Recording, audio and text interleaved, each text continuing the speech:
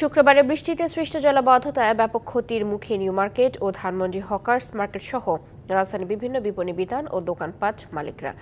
দোকানে ও ব্যবসা প্রতিষ্ঠানে পানি প্রবেশ করায় নষ্ট হয় চাল, ডালের মতো নিত্য প্রয়োজনীয় পণ্য সহ বিভিন্ন ধরনের পণ্য। ক্ষোভ প্রকাশ করে ব্যবসায়ীরা বলেন, সামান্য বৃষ্টিতে নিউ মার্কেট তলিয়ে যায়। সিটি কর্পোরেশনকে সঠিক সময়ে রাজস্বের অর্থ দেওয়া হলেও এই সমস্যার সমাধান হয় না।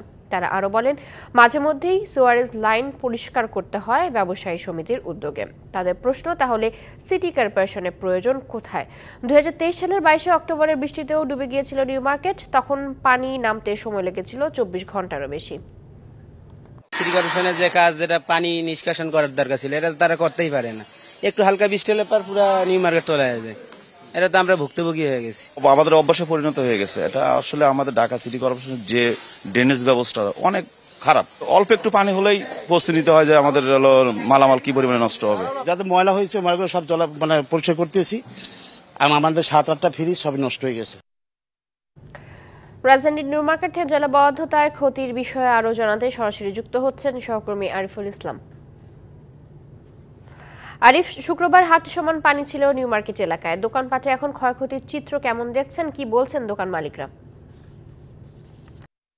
গতকালকে জলঘাটের সৃষ্টি হয়েছিল নির্বাচনে, সেই পানি সরে দেওয়ার যে প্রক্রিয়াটা সেটা শুরু হয়েছে ভোর রাত থেকে। তার মানে বুঝতে পারছেন যে সকাল গতকালকে জলজটের সৃষ্টি হয়েছিল নিউ মার্কেটে, যে হয়েছে ভোর রাত থেকে। তার মানে বুঝতে পারছেন যে সকাল অবধি, সকাল হতে হতে প্রত্যেকটা ব্যবসায়ী এসেছেন এই দোকানগুলো পরিষ্কার কাজে ব্যস্ত সময় পার করছেন। সোজা কথা বলা যায় যে সমস্ত মালামালগুলো ভিজে গেছে সেগুলো কিন্তু শুকানোর কাজ করছেন রোদে। যেহেতু রোদ উঠেছে, সেই রোদে সেই যে মালামালগুলো, বিশেষ করে কাপড় বা পোশাক জাতীয় যে মালামালগুলো রয়েছে, সেগুলো যে পানিতে ভিজে গেছিল সেগুলো শুকানোর কাজে ব্যস্ত সময় করছেন।